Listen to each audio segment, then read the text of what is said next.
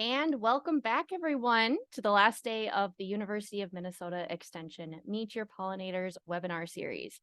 Today, Marissa Shu will be presenting her presentation, Integrated Pest Management and Pollinators.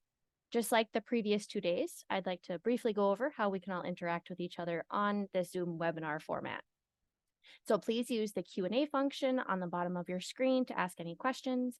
I'll be asking Marissa questions from only that section. For any comments, please use the chat feature. This time, I did enable it ahead of time, so it should be working. These presentations will be recorded, and we will be emailing those recordings out in the resource email tomorrow. I will also include all the links that will be shared during the presentations in that email. So there's going to be a lot of goodies in that email, and we want to make it easy for you to find all of these resources again. Also, at the end of today's webinar, when Zoom closes out, your browser should open up to our final survey. It's a quick 5-question survey that will help us put together future programming about pollinators. Plus, this year, you'll get a chance to win one of 2 $25 Visa gift cards just for taking the survey. So all the directions for that will be included in that resource email that I will send tomorrow. Next slide, please, Marissa. I'd like to recognize our wonderful extension team again because they're quite easy to brag about. Here we are today is Claire LeCan, a local extension educator in Rice and Steele counties. Jill Patry, extension educator in Clay County, and myself, extension educator in Hubbard County. Now I'm happy to introduce Marissa Shu as today's speaker. Marissa is a horticulture integrated pest management extension educator with the University of Minnesota Extension. In this role, she works with produce growers, horticultural professionals, and gardeners to troubleshoot issues, as well as develop relevant, timely educational content and programming. She has experience working with specialty crop growers on insect, disease, nutritional, weed, food safety, and regulatory issues. Marissa grew up in Minnesota, holds a master's degree in entomology from Michigan State University, MSU, and previously served as a vegetable extension educator with MSU Extension. The mic is all yours, Marissa. Wow, thank you. Thank you for the extra grand, extended extended biography. Good afternoon, everybody. My name is Marissa Shu. Again, I work across the state, mainly with farmers, thinking about how we holistically approach insects, diseases, and weeds. So that's what we're talking about today, is that I assume you're in this webinar because pollinators is one of the goals you have in your space, protecting, enhancing, giving them resources. So we'll talk about how do we think about pollinators when that is one of the goals in our growing spaces, but maybe we have aesthetic goals or yield goals or other goals. Talk about how we balance all of this and find pest management solutions that help us balance out all these things that are important to us. So how do we do that? We're going to start by thinking about our different outdoor spaces and how we might manage them depending on what our goals are. We'll then start to build some of our knowledge. So we'll start out by talking about pollinators, maybe not as in-depth as Elaine did, but just thinking very broadly. As we're looking at our spaces, what are the things pollinators need to survive in a space so we can be better aware of how pollinators might be using our spaces? We'll then get into integrated pest management, which is a process where we understand our plants, understand our pests, and that's the information we take into deciding when we manage a pest and how we want to manage it. So when we're thinking about pollinators and pests, I think it's important to acknowledge that everybody in this webinar, the spaces we are growing our plants in look really different. We might be on a big yard with lots of different garden spaces. We might be mostly doing stuff indoors or a few patio plants. And in our spaces, our goals can be super, super different. Some of us might live in an HOA where there's really strict goals about aesthetically what our outdoor spaces can look like. Other of us might be more into vegetable gardening where the goal isn't really aesthetic at all. We're trying to get, as many tomatoes in cans and in the freezer for us to eat all winter long. So I think it's important to acknowledge that not every space has the exact same goal or desired function. And so I think it can be helpful to map out the spaces we're growing in to think about what we have going on. And that can help us understand what pest issues we might run into and how pollinators might be using the spaces. So this is a little diagram I made. This is my yard, a rough diagram of my yard, where this red square is my house. I live in South Minneapolis, pretty small lot, but I still have a couple different growing areas. Can you guys hear me okay, actually? I can, yeah. Okay, cool. I'll move the microphone a little closer, but if I'm not like blasting your ears, also just let me know. Sure. Okay. Ooh, thank you for the little encouraging thumbs up in the corner. So I've mapped out my yard and my gardens here, thinking roughly about what kind of plants do I have in different spaces and what are my goals in that space. So we'll start in my backyard. When I think about my backyard and what's most important to me, the most important thing in my backyard is that I have two dogs that I like to be able to just have go out there, use a bathroom, and when they come inside, they're not really dirty. So I don't need perfect grassed out back there, but I do want some kind of ground cover so my dogs can do their business and like not track tons of mud into the house. I also have some shrubs that act as my main privacy barrier between me and a really nosy neighbor. So maybe I don't think about those shrubs that much, but if those shrubs got sick or eaten by a bug and all of a sudden my nosy neighbor can see everything that's going in my backyard, I'd really miss those shrubs. So maybe those shrubs were more important to me than I actually realized when I started to put together this diagram. In the front of my house, I have a big, beautiful tree that provides my house shade in the summer and also probably adds a substantial amount of curb appeal and property value. So that's going to change how I treat that tree now that I've thought through the value it actually has to me. When it comes to my front yard, me and my husband, we talked over it. Neither of us are really lawn people. We don't get joy out of having a beautiful green lawn. We don't live in a homeowners association where our lawn needs to look a certain way. So our goal for our front yard is it's not the worst looking one on the block. We want to look okay, but it doesn't need to be pampered. It just needs to be there.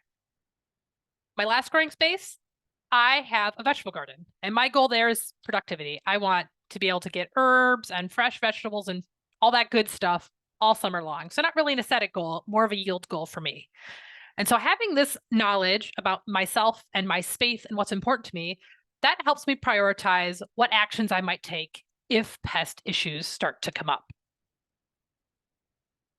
So again, as you think about protecting pollinators, maybe, you're on this webinar, that's one of your goals, but you also probably have some other types of goals in your space. And that can help you figure out what are the types of areas where I want to put a lot of planning in, or I want to spend a lot of time weeding by hand. It helps you prioritize if a pest does appear, how much you care about that pest, and how extreme of action are you willing to take if a pest does show up. So I think it's important to think about it because each of our garden spaces are different and we all have different goals in our outdoor spaces. So that can help us prioritize pollinator protection among all the other things we care about in our outdoor spaces. So integrated pest management is a helpful tool for helping us think about our spaces. So integrated pest management, the fancy definition is this one. It's a sustainable approach to reduce pests to a tolerable level by using the best balance of cultural, physical, biological, and chemical methods while minimizing economic, environmental, and health risks. So it's a little dry, that definition. So when I think about IPM, I think about one, it's not about never seeing a pest again. It's about acknowledging there will always be some pests out there. But if we understand our goals and what our plants need, we can keep pests to a tolerable level where we can still get everything we want out of our outdoor spaces, even though there's always going to be some Japanese beetles hanging out in our yard. We also acknowledge that we can't just rely on one means of managing these pests. We have to balance things. We can't just use chemicals. We have to think about how we structure our spaces, how often we weed, how often we water, what we choose to plant. Those things might not seem like pest management actions, but they can have a huge impact on pests. And then finally, it's acknowledging that in the action of pest control, it is important to do because pests can carry certain risks to them.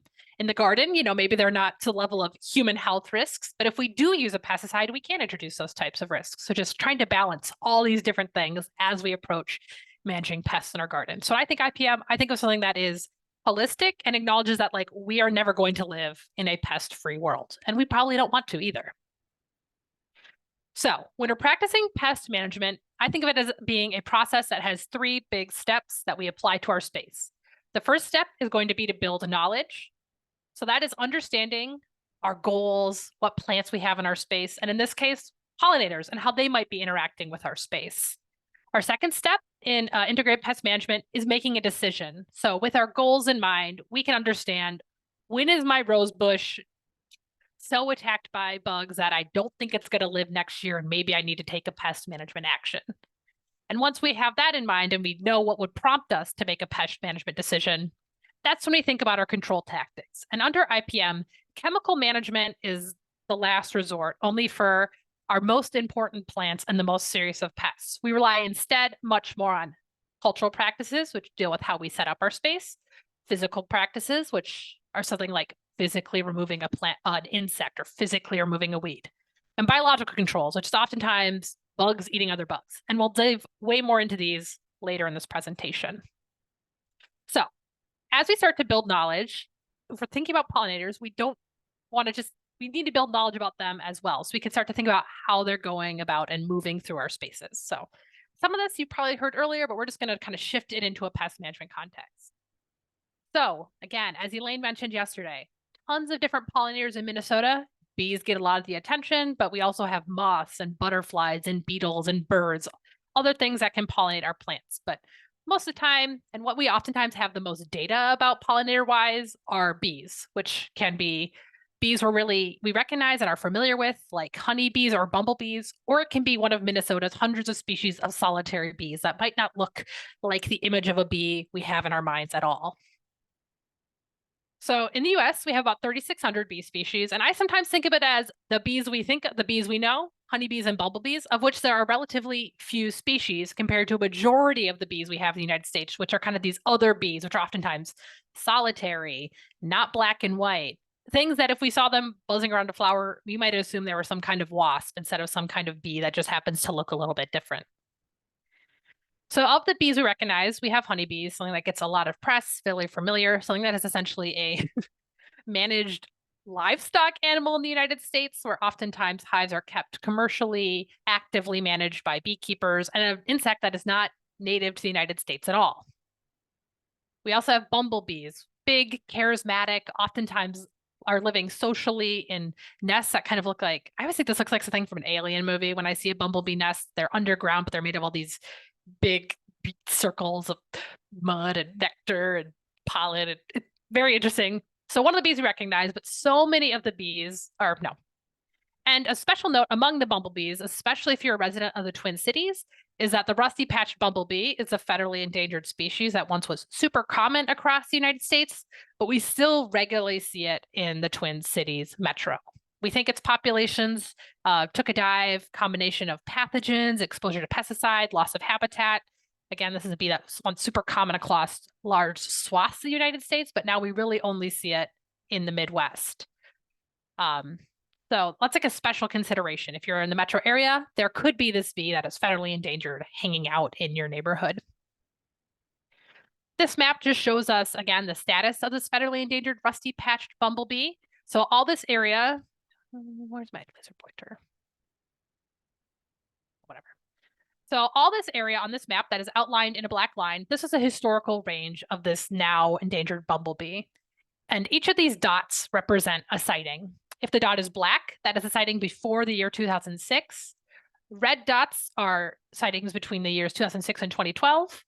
And these yellow crosses are records reported by citizens since 2012. So as we can see, this is a bee that once super common on the East Coast, now hasn't been seen on the East Coast in a while, but we are still regularly seeing it clustered around the Twin Cities. There's also another cluster kind of by Madison, Wisconsin. So special consideration of a bee that could be in your space if you're in the Twin Cities metro. But bumblebees and honeybees are just a small portion of the bees that can be utilizing our yard. These bees, as Elaine talked about a lot yesterday, they may not register as a bee to us at all. They don't need to have stripes. They don't need to have yellow. They are generally fuzzy, but they can be all kinds of colors and live in ways that we don't typically think of bees as living. We oftentimes think of them as being social and living in a hive and making honey. And that's not quite what a majority of the bee species we have in the United States do.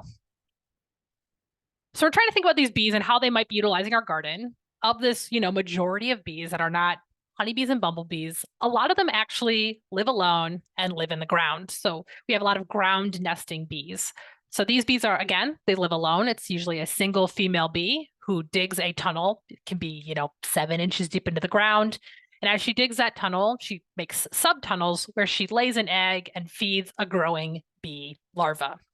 So not a typical bee life cycle we think about, but probably the most common ways, one of the most common life cycles bees in Minnesota having is, a single female bee digging a hole and raising her young in it. And this is very different. Oftentimes we hear about like ground nesting bees that are swarming and attacking people. This is very different than ground nesting wasps, which are living in the ground, but they're living socially. So instead of it being, I almost think it's like you take like a paper wasp nest and you just shove it underground, where these wasps are working together to dig out a hole in the ground, where they're essentially having a social hive. And that is not what our bees are doing. So our ground nesting bees, they're living alone. There's very little incentive for a bee that has this type of life cycle to be aggressive, because it's really just her, like this single mom bee raising a bunch of brood all by herself. So it's not incentivized for her to be aggressive. Well, for a ground nesting wasp, it is, because they have a whole hive to protect. So sometimes people get panicked when they hear 70% of bees are ground nesting, but these guys are usually not noticed. Very subtle life cycle, not aggressive. So I think about these again, majority of bees that are living in the ground, what kind of places do they look for to dig their little tunnels? And it really varies. There's so many species. So we truly have, for every type of ground condition, there's probably a species of bee that likes to live in it. So some like soil that's disturbed, some like disturbed that's not disturbed. Some like soil that has turf on it, some like soil that has leaves on it, some like soil that's just bare. For every way you can imagine a ground being, there's probably some species of bee that would love to come upon that piece of ground and build a little tunnel in there. The other 30% of our, again, maybe less appreciated bees spend their lives in stems. So it could be, hollow stems, pithy stems, tunnels dug into wood by other insects, lots of different types of little cavities that they're looking for. So these guys are digging into that stem and creating little cells within that hollow stem where they're laying an egg and then giving enough food for that egg to hatch. A little larval bee comes out, it feeds on those food reserves, that emerges from the stem. So this is what a life cycle and a life cycle of a stem nesting bee in Minnesota might look like. So we'll start in winter, where we're at now. So maybe, I'm not an aggressive garden clean outer, partly because of this. So let's say we left some plant stems up over the winter.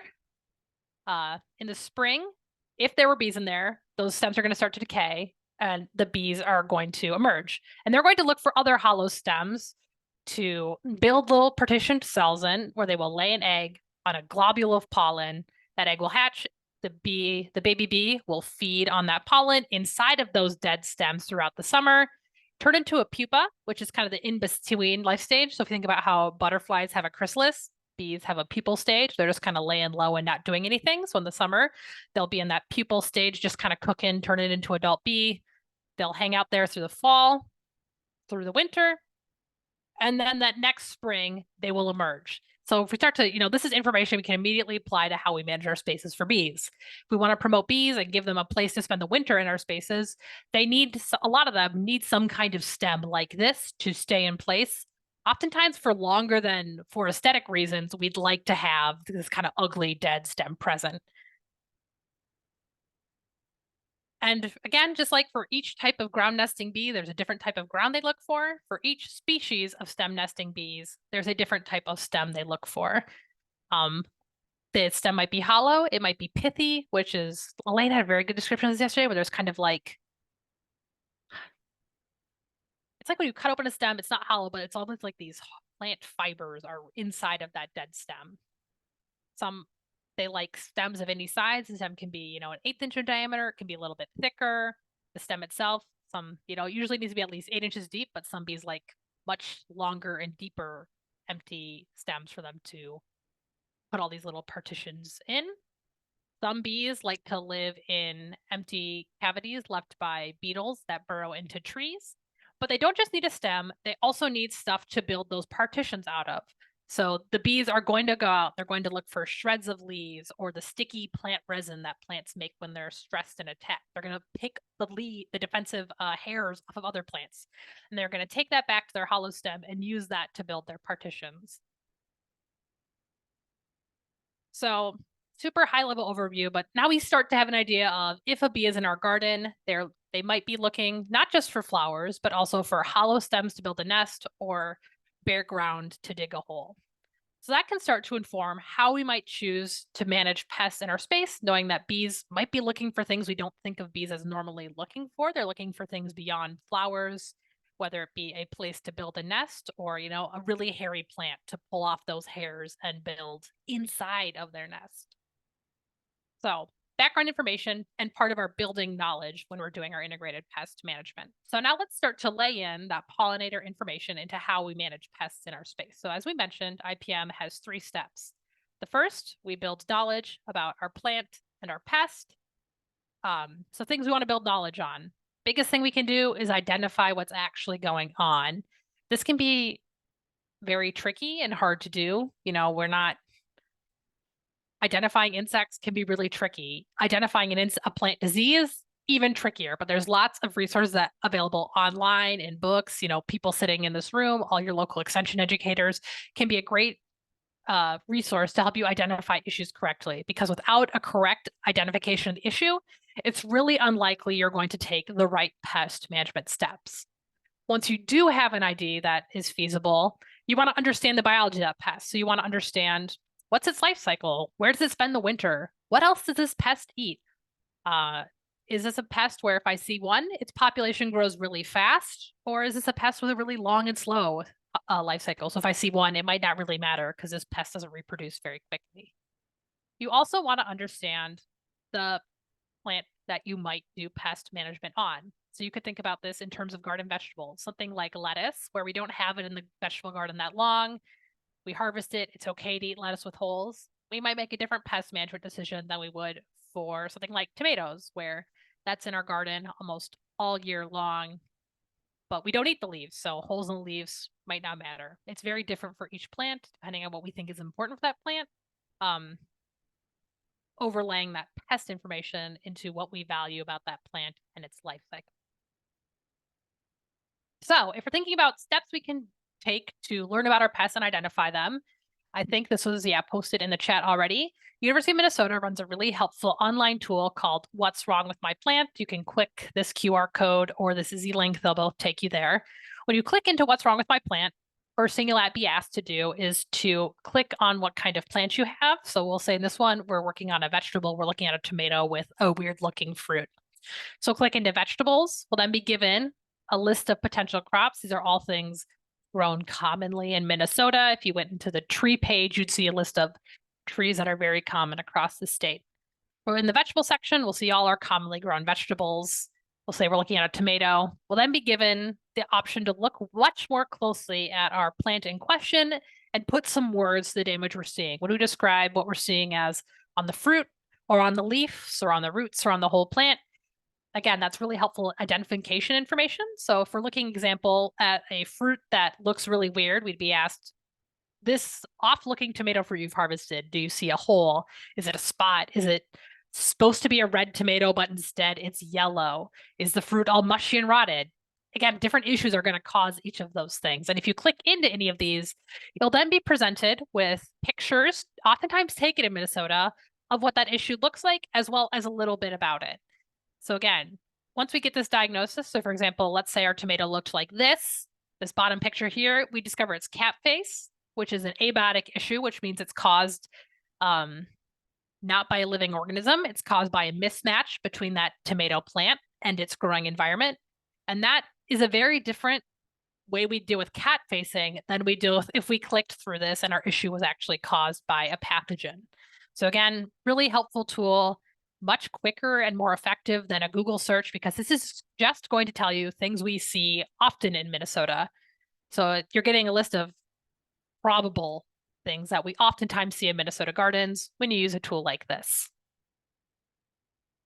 Another thing I think it is important to think about as we decide if a pest is a problem or if we're trying to make a diagnosis is getting a realistic handle on how much damage an issue is actually causing.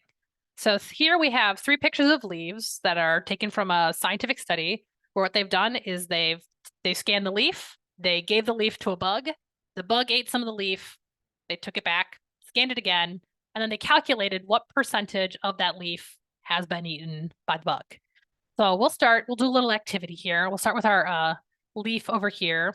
I guess that'd be on your left, right? We're not having any weird mirroring. Look at your leftmost leaf. Anybody want to just type in the chat what percentage of this leaf they think has been chomped on by an insect? Ooh, I love a 0. 3, 5. Ooh, I like these. I like these low conservative guesses you guys are giving me.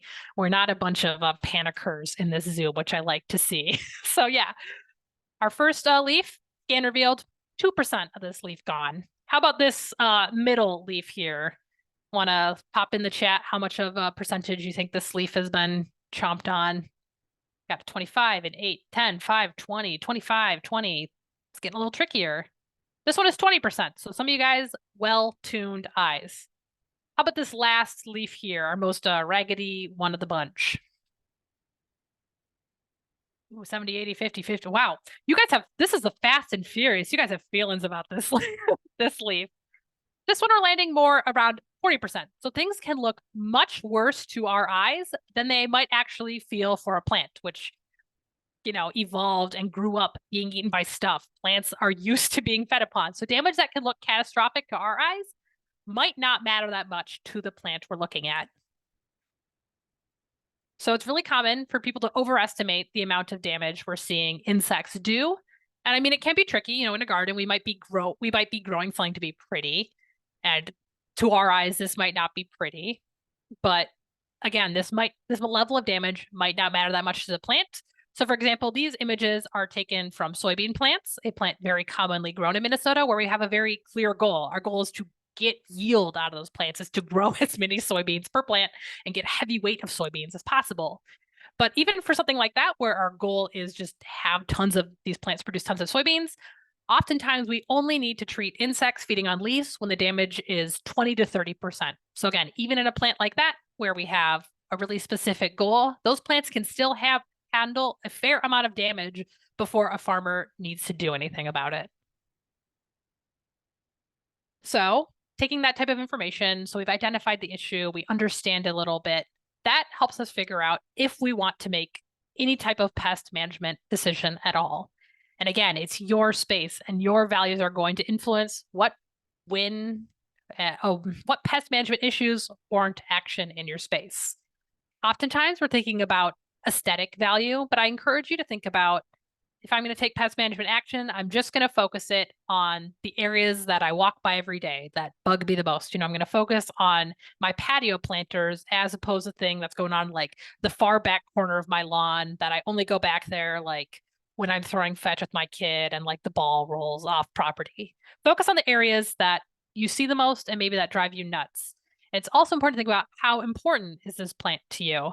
You know, maybe you're, I don't know, when I was, first time home buyer, when I bought my house, I inherited just a ton of plants, some of which I couldn't identify. I thought they were kind of ugly. So if pests were taking them out, like, cool, thanks for helping me get an excuse to get rid of this plant that I didn't really like, and I can actually put something I value in that space. So it's okay to be like, you know, my hostas are tanking and I don't really like hostas. So like, bon voyage, like think about, again, specific to you, what is valuable to you, which plants are important, and what do you want to get out of them? So if we've decided to make a pest management issue, we then start to do some IPM. And again, IPM, we can start to plan our pest management now based on prior knowledge or what we know is probably going to happen in Minnesota gardens based on our reading. Our goal is to use many different kinds of pest management tools, and we're trying to only use pesticides, again, on the toughest pests on the plants we value most, because there is risk to using pesticides, both for us and for the environment. And again, IPM, Integrated Pest Management. Not what I would call it. That's what they decided to name this approach in the 70s. I oftentimes think of this as being a holistic pest management approach, but IPM is the integrated pest management kind of jargony science approach to using this type of pest management. So when we think about IPM, where did it go? We break down our control measures into 4 bins: cultural, physical, biological, and chemical. And sometimes stuff that is pest management doesn't actually seem like pest management to us. So under pest IPM, a majority of the actions we do to combat pests are going to be what's called cultural controls. This deals with what we choose to grow, where we choose to grow it, watering, nutrition, cleanup at the end of the season, the variety we pick. That stuff can just seem like something fun we think about and do planning about in the winter, but actually will have a huge impact on the pest problems we end up seeing during the season. So some example of things that are cultural controls, so help us with pests but might not seem like it, would be how we water. Are we using a sprinkler that gets all parts of the plant wet? Or are we using maybe a drip line that just sends water to the roots? Diseases like water, so anytime we're using a watering method that is spraying water everywhere, we can be creating the conditions for a plant disease to establish. Another thing that just seems like something you do in a garden would be, how do you clean up your garden at the end of the year? Lots of pests and diseases, they survive in our garden year to year in plant residues. So whenever we're removing plant residues, we might just be getting our space ready for next year, or also potentially helping to deal with next year's pest problems. We also are making pest management decisions when we choose what varieties we grow. There are some varieties that, for example, are resistant to diseases that we commonly see in Minnesota. So by choosing a variety that's not going to get powdery mildew or apple scab, we're avoiding having to take a chemical measure down the road because we've picked a variety that is resistant to a common disease that we know we're likely to see every year in our state. Our next bin of controls under IPM is physical control. So this deals with some kind of physical intervention, usually done by us, between the pest and our plants. So here's a picture. We saw the overhead of my garden. Here's a picture of my actual garden, where the biggest pests probably are my two very poorly trained but beloved dogs who love to just get into my gardens and run wild. So my solution to dealing with them, they are a pest in this context, so I do love them, is fencing. But fencing, another great IPM tactic if we're trying to keep rabbits, for example, out of our garden, would just be fencing up so a rabbit physically cannot get into our growing space. Another example of physical control, using a hoe, using our hands, physically plucking weeds out of our growing spaces, or even, if we're really brave, physically removing a caterpillar that is eating our cabbage, for example. Again, we're physically intervening with that pest. Our next pest management drawer is kind of an underappreciated one. It's called biological controls. So this is oftentimes relying on natural processes to control pests. So here we have a video where the pest is this little green bug here called an aphid. Aphids are a very common insect in Minnesota. They have a little straw mouth part that they use to feed on plant juices, and they can grow their population super quickly and just make plants really stressed out because they're sucking so much juice. But luckily for us, aphids are kind of like the green skittle of the nature world, and other insects love to eat aphids. That's where this biological control comes in. So does anybody know what this gray kind of dinosaur, maybe alligator looking bug is? You could pop in the chat like, yes, Brianna. Yes, you guys are so on it. This is an insect that people times often don't realize. This is what a ladybug actually looks like before they're fully grown. Immature ladybugs, they are these little voracious, I think they're cute. Some people think they're creepy. These little bugs, they're dark in color, sometimes don't even have spots, don't look much like a ladybug at all. But what they are is super hungry and super aggressive. And one of these guys can eat lots of aphids in one day. And they want to find the aphids. If you have aphids, the adult ladybugs are going to lay eggs nearby. These larvae are going to hatch, and they're going to go do pest control for you for free. Another underappreciated example of this is called parasitoid wasps. So Elaine talked yesterday about how some wasps can be mistaken with bees, but are also helpful in pollination and in doing pest management. These are wasps that you would never mistake for a bee because usually they're really small and they're really uninterested in people, but they have a really unique life cycle that is super valuable in managing pests. So adult wasps, the whole purpose of their life, the way they reproduce, is finding, in this case, an aphid. And once they find an aphid, they lay their egg inside of it. So that these aren't stinging aphids, they're putting eggs inside the aphids. Those eggs hatch inside the aphid. So what we're not seeing is aphid digestion. We're actually seeing a baby wasp moving around, eating this aphid from the inside out. That aphid now is dead. This is called a mummified aphid. Parasitoid wasp has killed it. Once that wasp finishes inside the aphid, an adult emerges, and the cycle repeats all over again. So anytime you have aphids, you likely have some of these bugs showing up again because these wasps are super good at finding aphid. It's kind of the whole reason they're on this earth is finding aphids. So sometimes we're not doing any pest management action, and we don't need to because there are bugs who love to do pest management for us. And our last bin under IPM is chemical management. So using organic or conventional herbicides, insecticides, fungicides to manage a problem. So under IPM, we have these 4 drawers. And again, I I sometimes look at this IPM pyramid and I think of it being like the 90s food pyramid. Did anybody grow up with this food pyramid or pop a hand up? Okay. Oh, someone else loves this food pyramid, and so do I. This is like the world of delusion that I want to live in, where I need to eat like 6 to 11 servings of pasta a day, and we know this food pyramid isn't accurate, but it is kind of a layover for IPM, where under IPM, our cultural controls, those are going to be our bread and our pastas. We need lots of servings of those to manage pests effectively. Our chemical controls, those are our fats, oils, and sweets. We want to use them super, super sparingly, only for special occasions in our IPM food pyramid are we reaching for those chemical controls. I also sometimes think of this as being like a toolbox where we're going to pull out different drawers. Sometimes people ask me, I'm interested in growing organically. Can I use IPM? The answer is yes. You can just like leave that chemical drawer closed and still use IPM effectively. It's a really thoughtful and individualized approach for managing pests in a space. So if you're someone who is maybe new to trying to manage pests this way, like don't worry, not only does IPM or the University of Minnesota have great resources for helping you correctly identify problems, a lot of our website is set up to implicitly help you use IPM. So let's say, for example, don't worry about the text on this, just focusing on the layout. Let's say you're growing tomatoes, you use that tool to figure out they have this very common disease called early blight.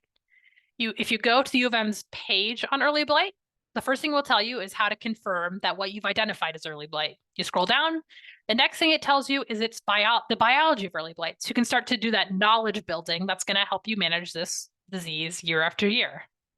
Next, you get how you actually manage it. And again, it reflects our IPM pyramid where we're starting with our cultural controls. The last thing we see are chemical controls because they are, again, our last resort only for our most important plants with the most serious issues. So, we all have spaces that are important to us where maybe we would decide chemical management is something we want to do. And so this is sometimes just part of our outdoor spaces, but in the case of choosing these products, and if bees are important to us, it's important to acknowledge that not all pesticides affect bees in the same way. So a lot of this comes down to really getting into the label of the product you're using. Like, yes, they are annoying. It's a spray bottle and the label is shaped like this crazy decahedron and the font is like size 5. But inside of that booklet is a lot of the information you need to know to use that product safely and to figure out if it's something that agrees with your garden goals. So as you're looking at that label, things to look for is that product contact or systemic? This refers to how a product is going to interact with the plant. Some pesticides are contact, which means they're sprayed on a plant and wherever they land, that's where they're going to be. Other products are systemic, which means you apply it, it's then taken up by the plant and moved all throughout it. So that product will end up, in the tip of the roots all the way out to the flowers. That pesticide will be incorporated into the plant.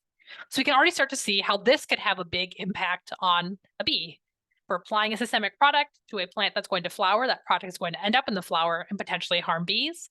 If we apply a contact product to a flower, a bee can interact with it. But if we apply a contact product to a plant that has already flowered and there's no flowers present, there's less of a chance that a bee is going to interact with it.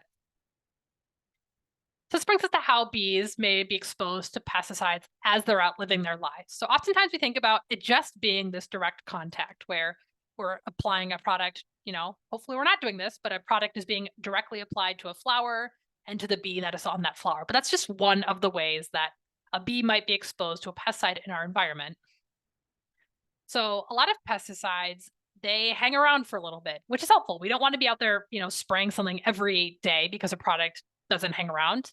Each different pesticide and different formulation will leave residue, which is going to be the thing that allows that product to work over time. But bees can interact with these residues and they can infect them in many different ways depending on that product. So just, we sprayed something a week ago, that product could still be present on the plant and a bee could interact with that product. And if we start to think about the things bees need to complete their life cycles, so especially our non-honey and non-bumblebees, if we're dealing with, again, like a solitary bee who's looking for little chunks of leaves to go build their nest, or they're going to, have larvae in these little partitions they've built. If that pesticide residue is on a leaf, a bee takes that leaf, it can then work its way into the nesting material for that solitary bee.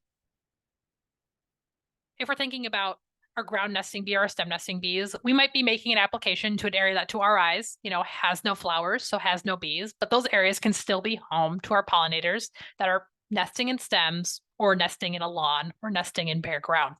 So really expands all the potential routes that a bee can come into contact with the pesticide during its life cycle. We also oftentimes think that the way bees are exposed to pesticides is, they're sprayed while they're on a flower and the bee dies right away. And yes, there are definitely products that work that quickly. And, if a bee contacts it, they die right away, but that is not every single product. So products that work that way, we call them lethal. Some products we've discovered have what are called sublethal effects on bees. So they're not things that are going to kill that bee quickly, but they're going to make that bee worse at life in ways that might lead it to die or lead it to not be able to bring, its brood onto the next year. So depending on the product, again, super variable depending on what pesticide you're looking at. Some reduce bees' ability to effectively navigate, so to find their way back home after a day of foraging. Some make it harder in social bees for them to learn from each other about where to go. Some even affect the guts of bees and weaken their immune system and uptake of nutrients. And this is an area where we're discovering a lot right now about all of these sublethal effects. And another thing we've discovered is that pesticides can be synergistic. So if a bee encounters two products in sequence with each other, they can suffer sublethal or lethal effects that either pesticide on its own wouldn't cause, but if a bee has been exposed to both, it will have these effects that wouldn't be seen otherwise. So really, really complex when we're thinking about all the different ways pesticides can harm bees. There's a whole synergistic things. It's not, and another part of this is that it's all pesticide groups. Pesticides is a broad group, a broad term that includes products we'd use to control fungus, control insects, control weeds, control even something you'd spray on your counter to kill bacteria. Technically a pesticide if it has a label on it that tells you this is like a sanitizer that kills bacteria. So we oftentimes think insecticides, the stuff that are formulated to kill pest insects, those would be the only ones that affect bees, but we're discovering that even products that are targeted at killing a weed or killing a fungus can have effects on bees and also can have synergistic effects with these insecticides. This is a super complex area of research where we are learning so much all the time. So if we're thinking about, we want to use a pesticide, we know there can be all these unintended consequences. What are some things we can do if we're thinking about using a pesticide?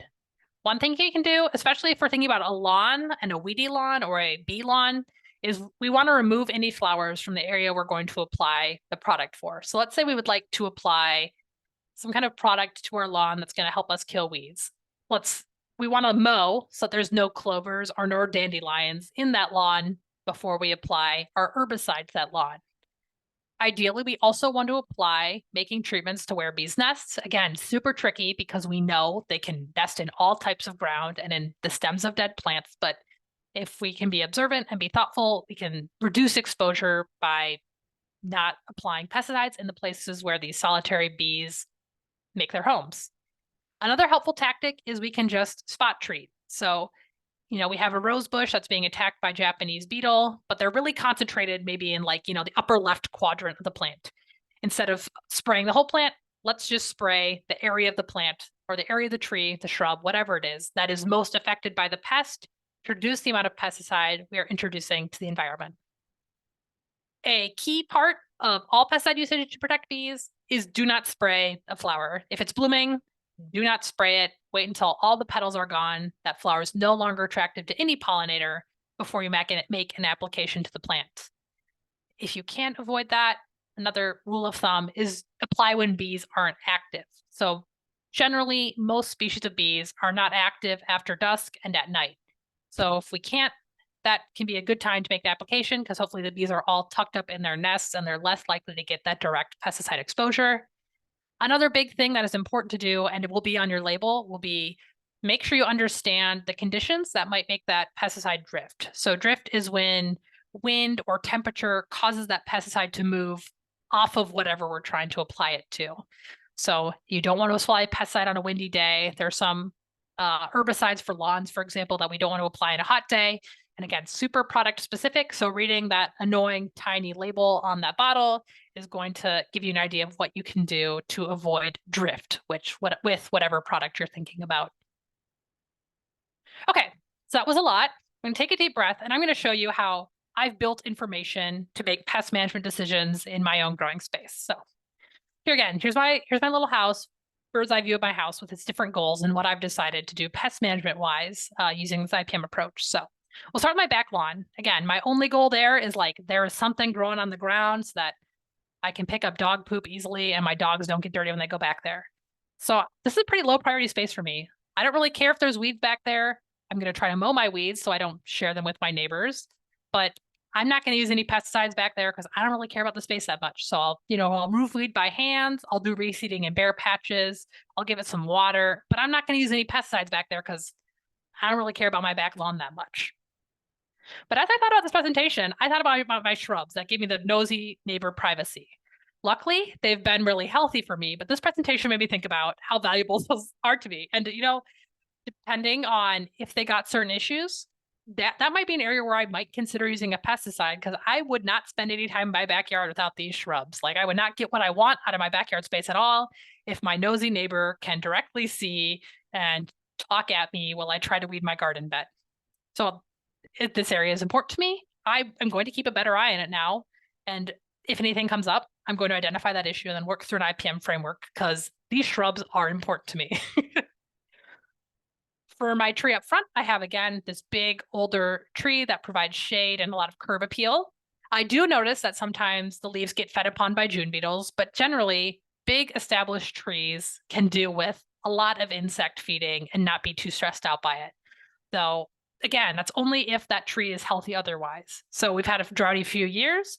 I just do everything I can to make sure this tree sounds healthy. So I make sure it gets an inch of water every week, especially during drought periods, so that I don't have to manage any pests. That tree has everything else it needs to fight off, the June bugs that like to feed on its leaves. I just take enough care of it so that no other pest management action is necessary because the tree has everything it needs to fight off the insects that might be feeding on it. My vegetable garden is a little bit of a different space. It's not aesthetic. It is just production based. So I rely on a lot of cultural practices in my vegetable garden to keep pests away. So I try to weed it. I try to make it really clean at the end of the season. But I also note, this is just my vegetable garden.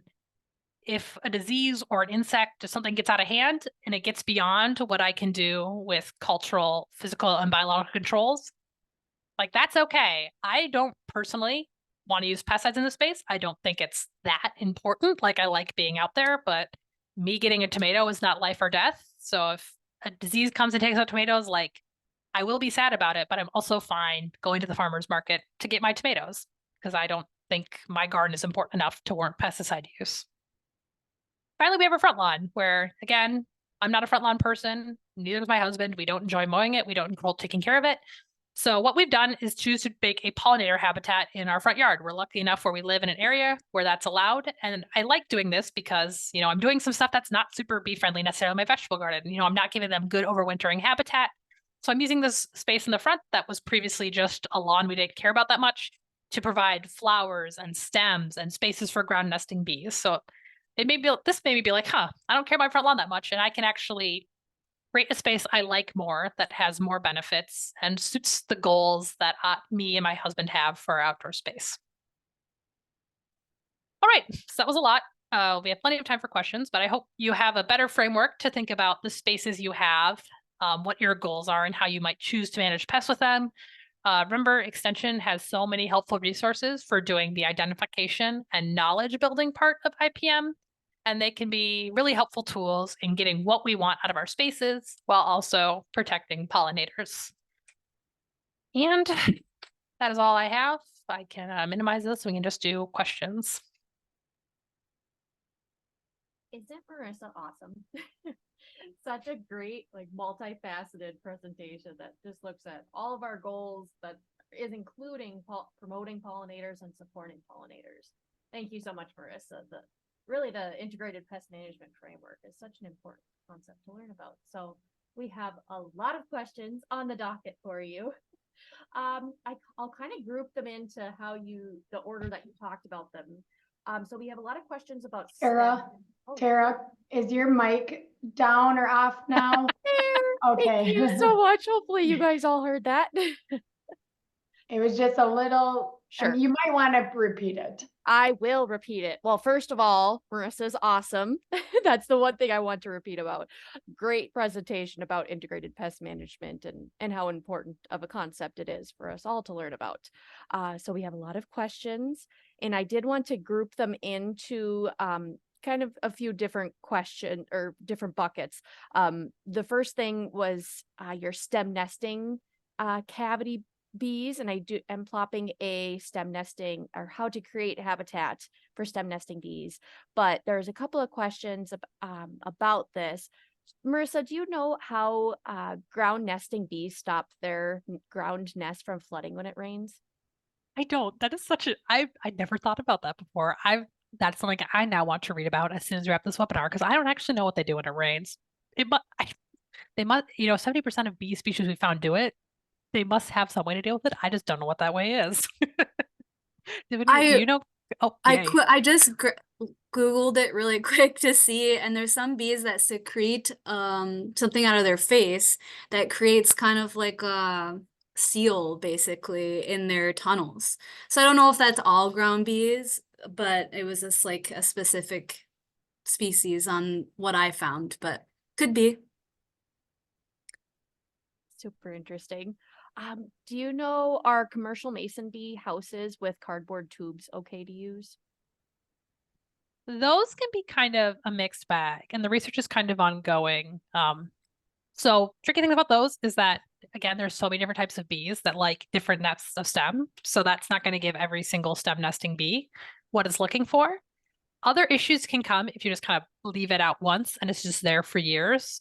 Bees get sick too. And so if there's lots of bees in that space and they're coming there year after year, it's really easy for pathogens to build up in those spaces and then to make bees sick.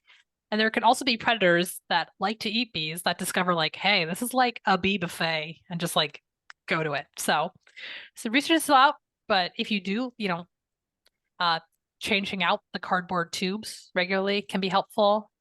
But I always encourage people to like think holistically about your space. There might be other places where you can provide the stems beyond those houses.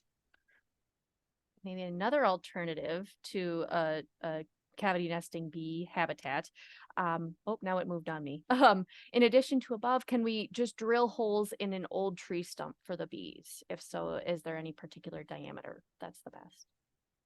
The Bee Lab might have resources on this. I don't know off the top of my head. Like I'm not a super bee expert. I'm more the IPM person, but there are definitely like Elaine's lab who spoke yesterday. The Bee Lab website has so many interesting handouts for making bee habitat.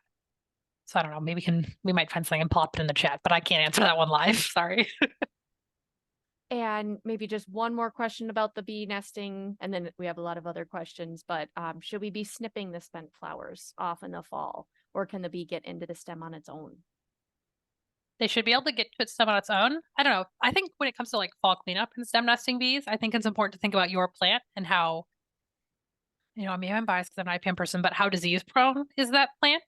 And that helps me figure out which plants I'm going to clean up and which ones I'm going to leave. If this is a plant that maybe looked sick this year and I'm worried about a disease staying in that plant over the winter, that might be a stem like, I'm sorry, bees, but like this plant is important to me. I want to be around next year. I'm going to make sure I really clean this plant up.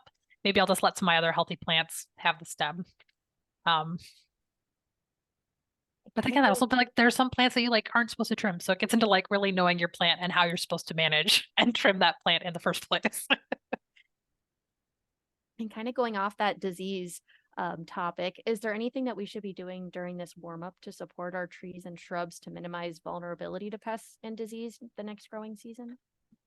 You know, the trees and our plants are just kind of like riding this out like we are. They're not super active. There's not much we can do at this point. I guess one of the biggest things we can do is like it can feel like now is the time to do spring cleanup and maybe like, get some of the piles of leaves we wish we got to before it snowed.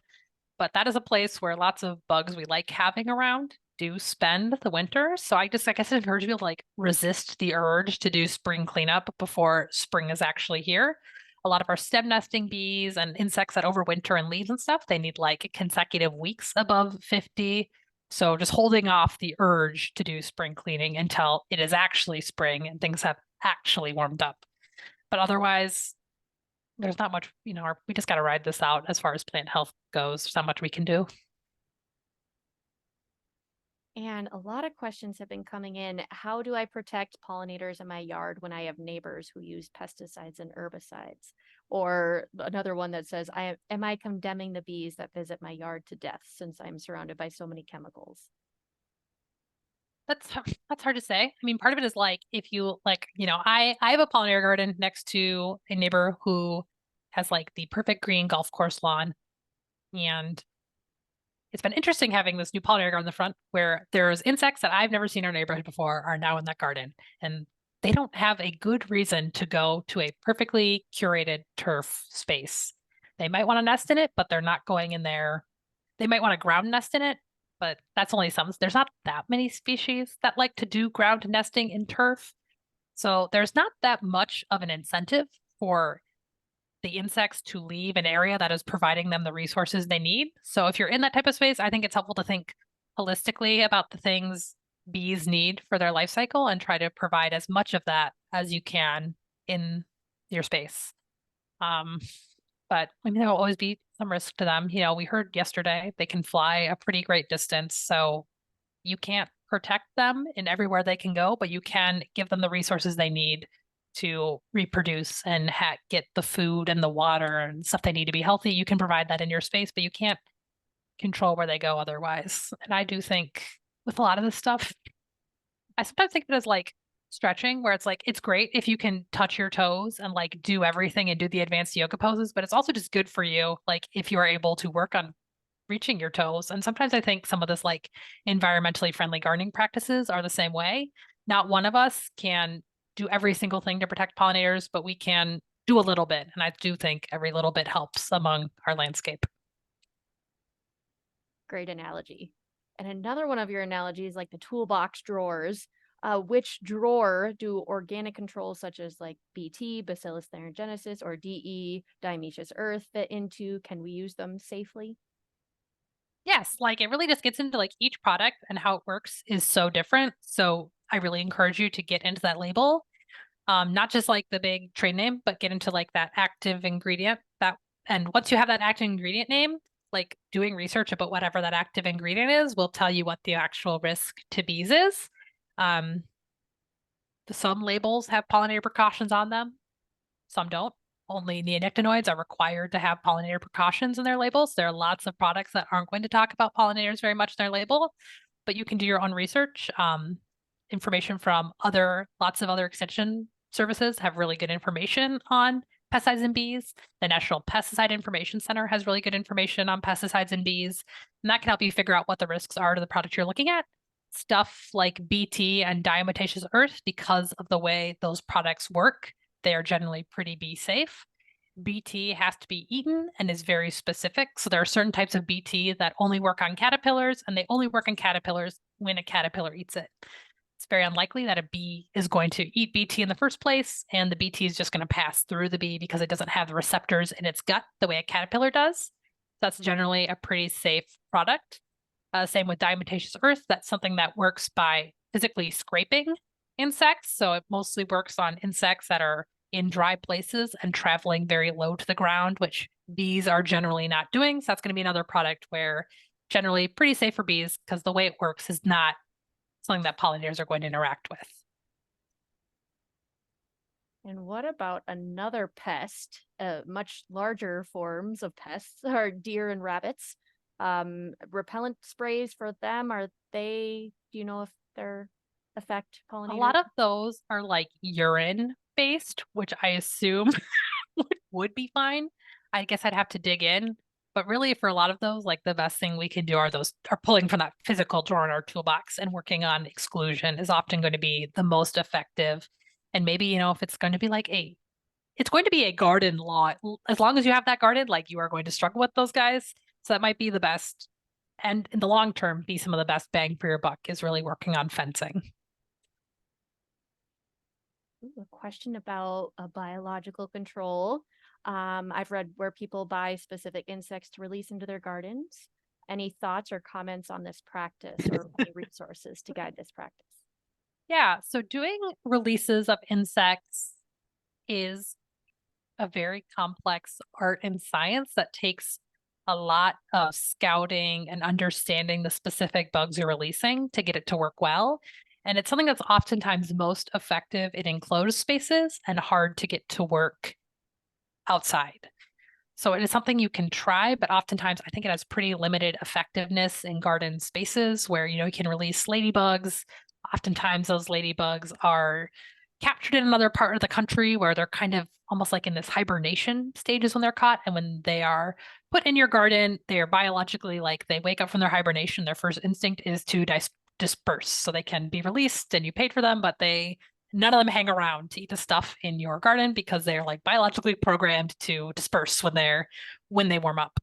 So really understanding what the pest you have is and if the thing you're buying has a chance of controlling it. But generally, I think it is more effective to make a garden that is inviting to these biological control agents, which luckily, like everything that the pollinators like, that is all the same stuff the biological control stuff likes, like ladybugs and those parasitoid wasps, like they like to eat pollen, they like to eat nectar. So if you're doing stuff in your space to have something blooming at all times, that's going to be good for the bees, but that's also going to make your space more attractive to bees and other pollinators and natural enemies as well. They kind of all come together once you have that flowering, always flowering space where there's some place to spend the winter.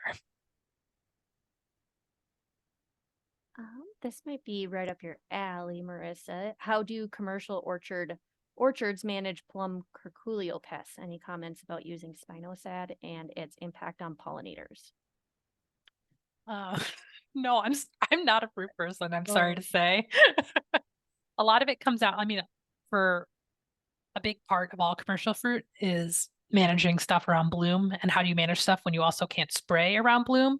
Fruit growers really, really intensely track growth stages. Like if you get into commercial fruit growing literature, there'll be all these growth stages where you're like, what are they talking about? Because they get so minute in the growth stage of the twigs and the flowers, the buds and the fruit. I can't speak to plum curculio specifically, but it is very closely like tree growth stage and flowering is very closely managed. They also use a lot of interesting tools with understanding plum curculio biology and how it interacts with weather and temperatures to figure out when the right time is to manage that pest.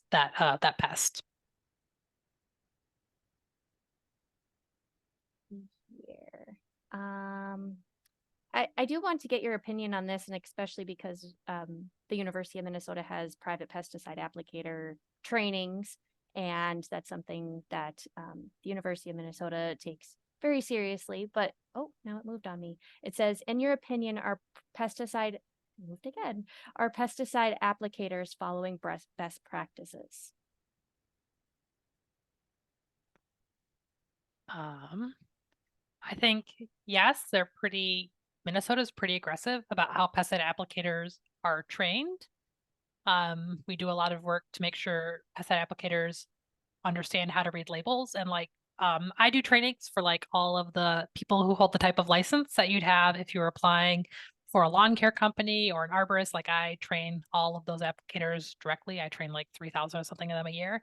And like I'm running a version of this module for them for the next 2 years that is about how to think about pollinators holistically beyond the label when you're trying to protect pollinators in space. So I think Minnesota works pretty hard to make sure pesticide applicators are responsible in their jobs, but also understand things like pollinators and invasive species and other stuff that can help them do their jobs more effectively while also making Minnesota a great place to live. So I think we work pretty hard on that. Perfect.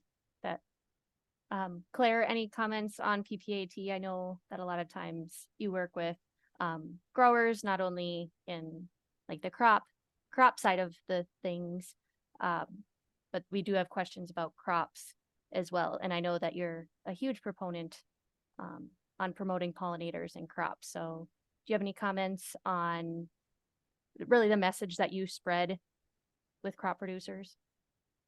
Yeah, I guess since I started this extension almost 7 years ago, every year that I've helped teach pesticide applicator trainings, and this is to private applicators, so people who are applying it to land that they own or rent.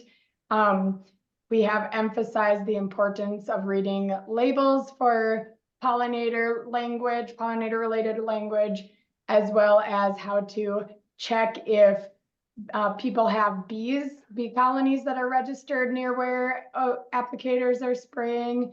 And we emphasize integrated pest management, as well as kind of considerations with endangered species too. So this is all these are all topics that we do educate about, and is in, kind of is regulated too, not by University of Minnesota, but Minnesota Department of Agriculture and the EPA, Environmental Protection Agency.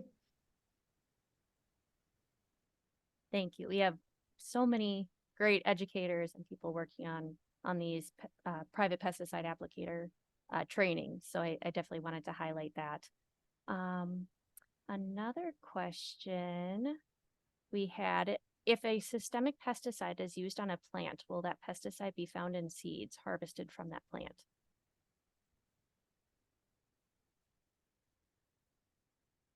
I'm sorry. Generally, most systemic pesticides will not hang around that long. So generally, no.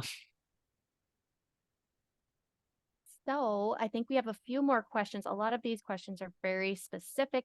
And in the resource email, I'll be sending out not only contact information of all the speakers, but local extension educator offices. And so if we don't get to your question, you'll be able to contact someone who can help you with your specific problem. But before I get to more, I wanted to launch Marissa's after presentation questionnaire. So as Marissa's answering these last couple of questions, we'd just like you to fill out this small survey based on her presentation. So basically the poll should disappear when you click submit. And thank you ahead of time, and we really appreciate your questions. And now back to the questions. Japanese beetles, you have an update on their spraying for JBs. Japanese beetles are pretty, I think, I'm allowed to give the opinion. I think they're the trickiest pest because of their below ground life stage where they're destroying lawns, and their above ground life stage where they're like destroying everything else. For them, I think really understanding their biology is super helpful, so that the grubs live in turf. They like really well watered turf generally. So if you're someone who's watering your grass a lot, like your grass will be the most specific or the most attractive grass in an area for adults to lay their eggs. I think it's also important to understand that the adults are super mobile, so you can work really hard to manage them in your lawn during any given year.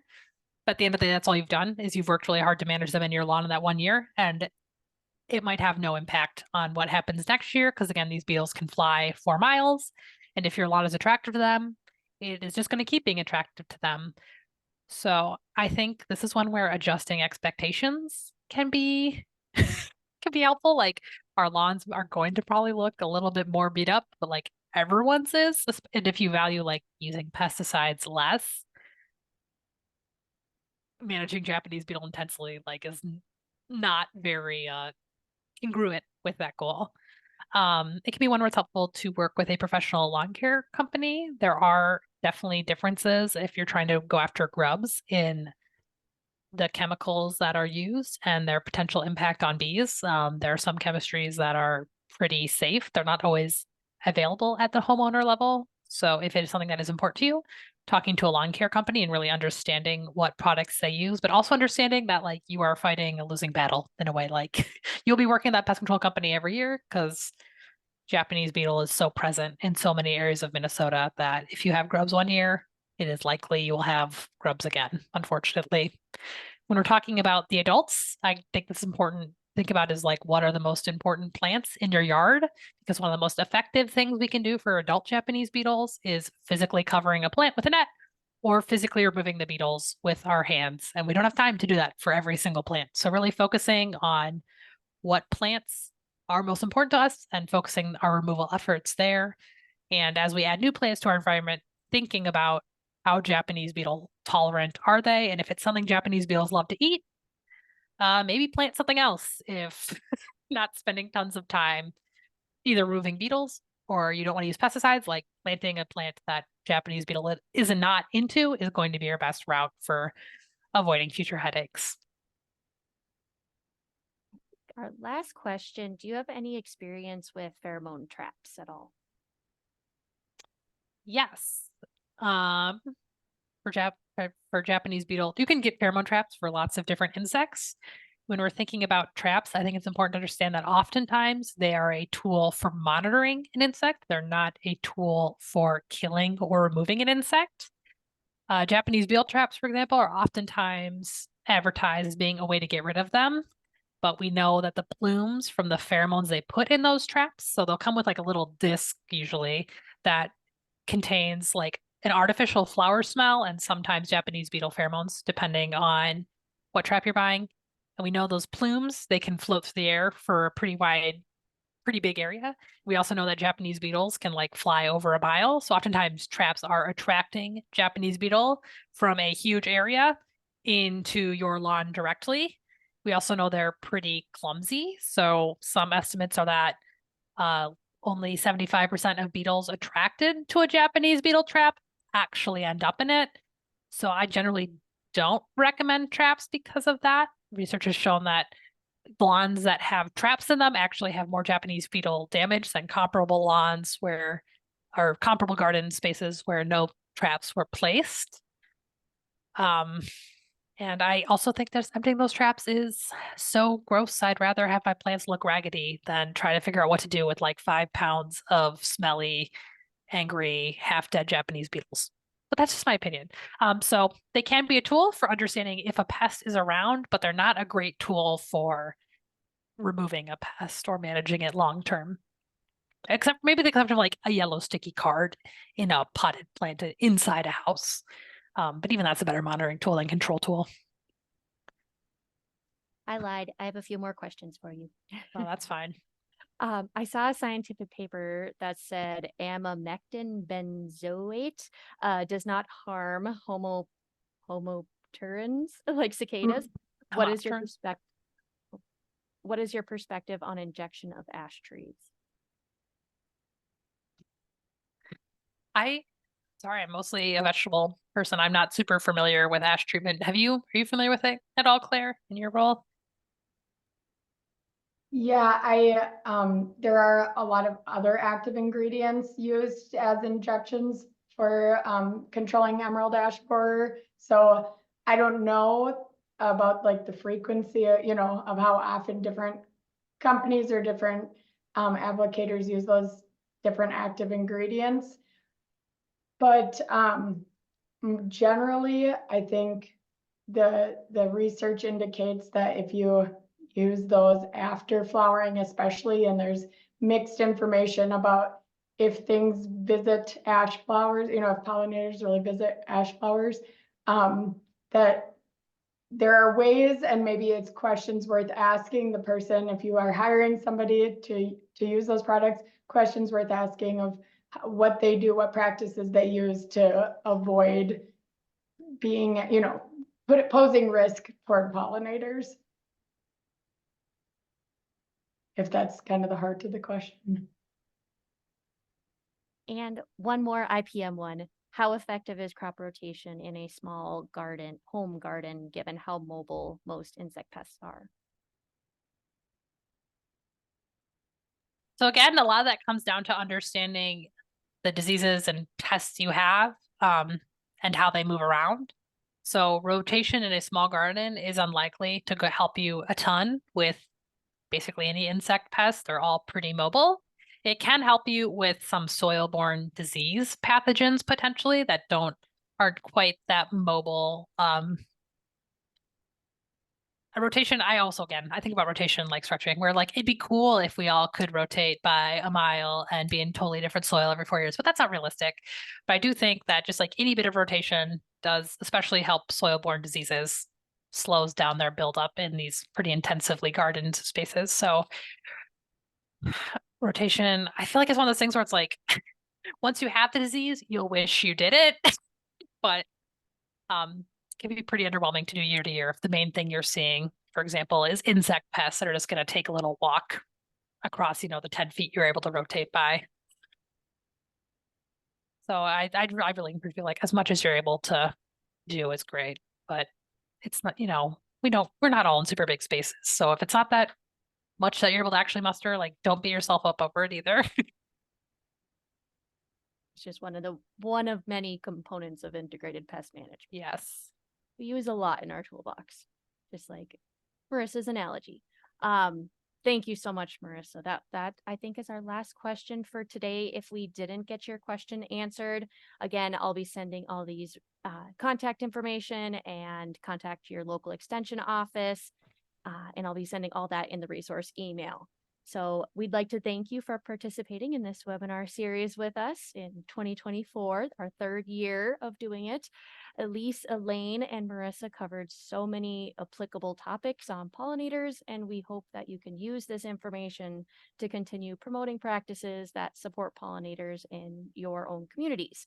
As always, this group is so much fun to engage with as I'm seeing all these floating things.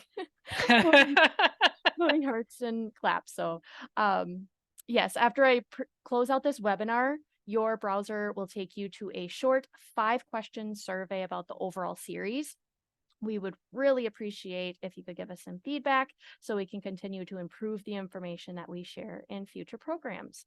As a special thanks to those that fill it out, we will be randomly selecting 2 people to win a $25 Visa gift card.